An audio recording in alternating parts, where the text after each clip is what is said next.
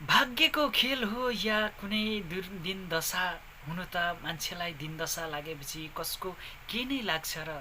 हुन त दशा भनेको बाजा बजेर आउँदैन भने जस्तै निराज छन्तेल आज हामीदेखि टाढा हुनुभएको छ र यो धरतीमा हुनुहुन्न, तर उहाँको एउटा सम्झना स्वरूप र उहाँका हरेक प्रतिभाहरू हामीमाझ यो मनको कुना कुनामा बसेका छन्। यसै माया मर्नी चीज हो र, मर्नी चीज हो र, भनिरहन पर्ने चीज हो र, वनमा खैर नसोध मलाई। त एउटा दुर्दशा काठमाडौँदेखि पोखरासम्मको यात्रामा हुनुहुन्थ्यो।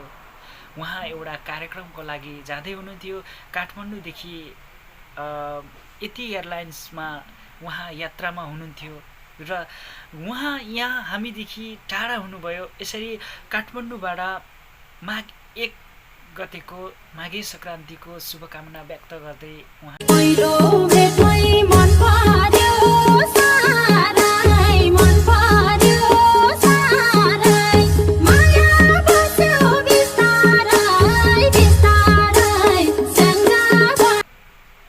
हुन त उहाँका आत्माले शान्ति पाओस् र स्वर्गमा बास होस् र वैकुण्ठमा बास होस् उहाँको भन्न चाहन्छु। हुन त आज उहाँ हामीदेखि टाढा हुनुहुन्छ र यो धरतीमा हाम्रो यो धरतीमा हुनुहुन्न, तर पनि उहाँको एउटा प्रतिभा र उहाँको हरेक भनौँ न उहाँको भिडियोहरूले गर्दाखेरि र उहाँको प्रतिभा उहाँको गीतहरूले गर्दाखेरि हामी सँगै हुनुहुन्छ।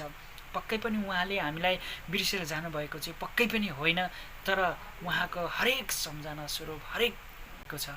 त्यसैले गर्दाखेरि विशेष गरेर मैले उहाँप्रति एउटा हार्दिक श्रद्धाञ्जली व्यक्त गर्न चाहेँ होइन।